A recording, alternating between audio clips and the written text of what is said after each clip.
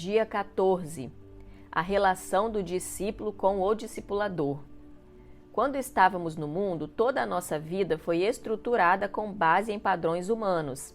Em 1 Pedro 1,18, vemos que fomos resgatados do nosso fútil procedimento. Todas as áreas da nossa vida foram afetadas pelo pecado.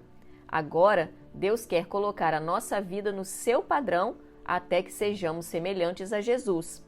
Essa transformação deve atingir a nossa mente, Romanos 12:2, e os mínimos detalhes do nosso comportamento, Efésios 4:22, Efésios 6:18. Todas as áreas de nossa vida, relação com Deus, relações familiares, trabalho, estudo, uso do dinheiro, casamento, lazer. Sei que pode soar estranho a alguns, mas na verdade o discipulado é um processo de reeducação. Todo irmão precisa entender que Deus não mandará um anjo ao seu quarto para lhe dar orientações. É por isso que existem os vínculos no corpo, para que haja edificação.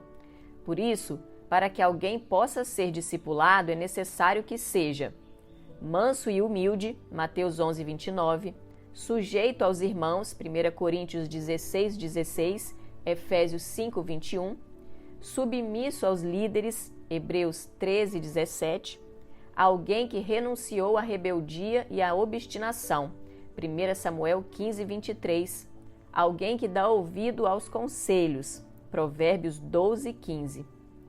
Ninguém pode ser edificado por outro se mantiver uma atitude de independência, orgulho ou autossuficiência. Estas são características de quem está nas trevas. A obstinação e a rebeldia são os piores pecados, 1 Samuel 15:23. Alguém que se vê correto aos seus próprios olhos não pode ser ensinado nem corrigido, Provérbios 12:15. Já dissemos isso várias vezes, mas precisamos repetir sempre que é impossível edificar quem não se submete. O fim do individualismo. Que também vos sujeiteis a esses tais, como também a todo aquele que é cooperador e obreiro, 1 Coríntios 16:16. Sujeitando-vos uns aos outros no temor de Cristo, Efésios 5:21. A primeira atitude que se espera de um discípulo é que ele se abdique do individualismo e das decisões unilaterais. É a decisão de não caminhar só, em circunstância alguma. Por um lado, isso vai ser agradável, pois vai supri-lo. Era solitário, agora terá alguém para caminhar consigo. Alguém para amá-lo, que vai acolhê-lo, receber suas lágrimas, entendê-lo e ouvi-lo. Esse é o aspecto positivo. Mas abrir mão de uma completa independência também implica em perda. Quando começamos a abrir mão da independência, sentimos a dor de dividir a privacidade com o discipulador. Esse é o primeiro custo. O diabo fatalmente tentará superdimensionar esse preço, de maneira que as pessoas o vejam como pesadíssimo. Alguém poderá dizer que isso não passa de manipulação. Realmente, em qualquer outro nível de relacionamento, não caberia tal vínculo, mas no discipulado, sim.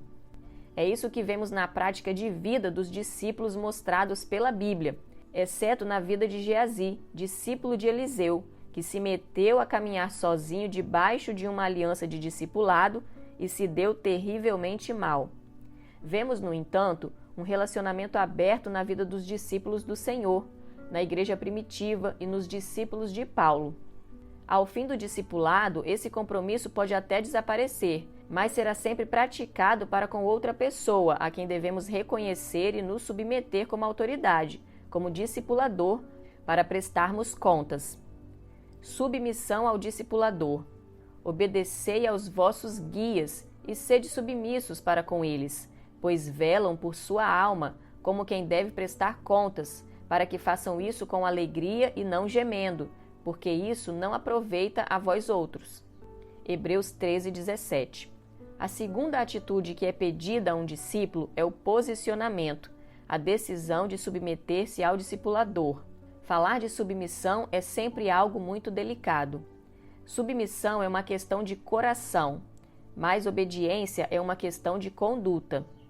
Devemos nos submeter sempre ao discipulador, mas nem sempre temos de obedecê-lo. Evidentemente, existe um limite de obediência à autoridade. Somente Deus é objeto de submissão ilimitada. A submissão ao homem é sempre limitada. Se o discipulador dá uma ordem nitidamente contrária à ordem de Deus, deve ser desobedecida. A palavra de Deus nos ensina que existe uma hierarquia de autoridades, que segue a seguinte ordem: a autoridade soberana de Deus, a autoridade da Bíblia, a autoridade de nossas consciências, a autoridade delegada. O discipulador é uma autoridade delegada e, por isso, deve ser submisso aos 3 níveis mais elevados de autoridade. Se o discipulador diz para fazermos algo que esteja em conflito com Deus, com a Bíblia e com nossas consciências, ele precisa ser desobedecido. O discípulo precisa ser submisso, mas não deve ser uma submissão cega. Toda autoridade delegada tem um limite. O chefe somente pode dar ordens com respeito ao trabalho, mas não pode determinar nada na minha casa. O mesmo se aplica na igreja. O discipulador está limitado àquilo para que foi delegado e designado. Não pode escolher com quem devo me casar ou interferir na minha vida profissional ou doméstica, a não ser que, como discípulo, eu queira aceitar sua opinião nessas questões. Lembre-se daqueles 3 níveis de palavra que um discipulador pode falar ao seu discípulo. O primeiro nível é quando ele fala a palavra de Deus. Evidentemente, diante da palavra de Deus, a sua submissão deve ser completa e absoluta. Se o discipulador fala algo claro da palavra de Deus a um discípulo e ele simplesmente ignora, podemos então afirmar que é rebelde. O segundo nível de palavra é quando o discipulador dá um conselho ao seu discípulo. Mesmo sendo um bom conselho ou um conselho realmente sensato, nesse caso a submissão é relativa. Um discipulador não pode obrigar o seu discípulo a seguir cegamente os seus conselhos. Quando o discípulo rejeita um conselho, ele não pode ser taxado de rebelde por causa disso. Porém, é preciso dizer que aquele discípulo que nunca aceita um conselho do seu discipulador é possivelmente orgulhoso e autossuficiente. Apesar de não ser necessariamente rebelde, é resistente ao ensino e dificilmente pode ser edificado.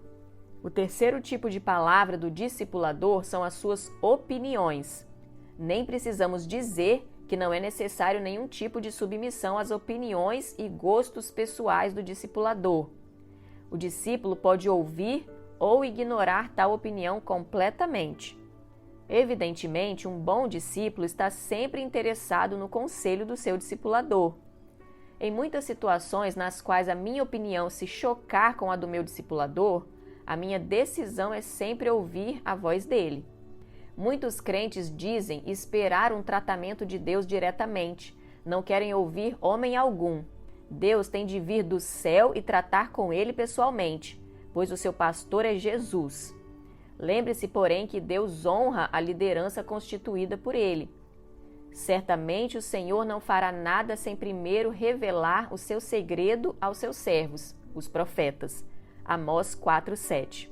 Não existe melhor forma de Deus tratar conosco, como através da liderança constituída. Não existe outro canal melhor, não existe melhor alternativa. Antes de falar com o povo, Deus quer falar primeiro com a liderança que Ele mesmo estabeleceu. O aspecto de submissão ao discipulador fala não apenas de uma atitude de obediência. Obediência é algo externo, que até o ímpio faz. Algo que já é feito pelo homem natural. As autoridades do mundo exigem e os seus auxiliares obedecem. Obediência não implica em concordância interior, porém, em submissão num relacionamento de discipulado, indica que eu posso até discordar interiormente, mas devo me submeter. Isso é algo que acontece no nível do espírito. Eu abro o meu espírito para me submeter, para aceitar, mesmo que se choque com o que eu penso. Opto por me submeter e aceitar o conselho e direção do meu discipulador. O rei Saul não entendeu isso e Deus passou dele. Na ausência do profeta Samuel, a decisão mais prudente, mais correta, aparentemente, seria ele mesmo fazer o sacrifício pelo qual todo o povo esperava. Era o mais lógico, mas Deus não estava preocupado com o fazer, e sim com o obedecer. Toda autoridade é proveniente de Deus. Ele mesmo constitui autoridades. E nesses dias de restauração, ele tem reconstituído as ordens das coisas na sua casa. Por quê? Porque se Deus constituiu uma cadeia de autoridades, ele vai falar, vai operar por meio dessa cadeia de autoridade. Precisamos entender que se eu me vinculo a alguém em nível de discipulado, é por reconhecê-lo como servo de Deus, alguém que tem a vida de Deus, que tem as qualificações necessárias para ser um discipulador. Se eu me submeto a esse alguém, Deus certamente vai falar com ele coisas ao meu respeito para a minha edificação. Eu preciso estar atento a isso e ser submisso. Esse é o segundo custo. O pecado da insubmissão, quando em meu coração rejeito a autoridade de alguém levantado por Deus, é comparado ao da feitiçaria, por sua gravidade e semelhança. O pecado da rebeldia é comparado ao da feitiçaria, porque ambos atraem demônios. 1 Samuel 15, 23. Por isso, pessoas rebeldes e insubmissas devem ser tratadas com rigor, a fim de que sua fermentação não contagie os incautos. Andar na luz. Ora, a mensagem que, da parte dele, temos ouvido e vos anunciamos é essa, que Deus é luz e não há nele treva alguma. Se dissermos que mantemos comunhão com ele e andarmos nas trevas, mentimos e não praticamos a verdade. Se, porém, andarmos na luz como ele está na luz, mantemos comunhão uns com os outros, e o sangue de Jesus, seu Filho, nos purifica de todo o pecado. 1 João 1, 5-7. A terceira atitude é uma decisão por andar na luz. O que é isso? Andar na luz diz respeito a expor todas as áreas da minha vida, todos os campos da minha vida ao conhecimento do meu discipulador. Vida financeira, relacionamento conjugal, relacionamento com a liderança da igreja, relacionamentos no meu serviço, a minha vida íntima, os meus pensamentos, as áreas nas quais eu tenho sido atacado, se houver pecado, por quais tenho sido vencido, se o passado ainda exerce alguma influência, que tipo de influência, se o meu emocional ainda clama em alguma área, se existe alguma frustração, temores, alguma acusação do diabo, então preciso me abrir. Em um vínculo de discipulado, devo me sujeitar a abrir mão de me esquivar, de esconder-me do meu discipulador e fugir de um confronto. O terceiro custo é a minha decisão voluntária de me abrir e compartilhar meu interior, andando completamente na luz. Entrar no padrão do discipulador. O caminho do insensato aos seus próprios olhos parece reto, mas o sábio dá ouvido aos conselhos. Provérbios 12, 15. A quarta virtude vivida num vínculo de discipulado é a decisão por entrar no padrão dado pelo discipulador. É claro que esse padrão não é fruto de alguma preferência ou opinião pessoal, mas é aquele apontado pela palavra de Deus. É muito importante entender que discipulado é um caminho de crescimento. Discipulado não é um entretenimento, uma distração interessante, uma programação agradável a ser cumprida periodicamente com o seu discipulador, uma ocasião para se conversar, bater um papinho, ouvir um bocado de coisas interessantes. Vai além disso.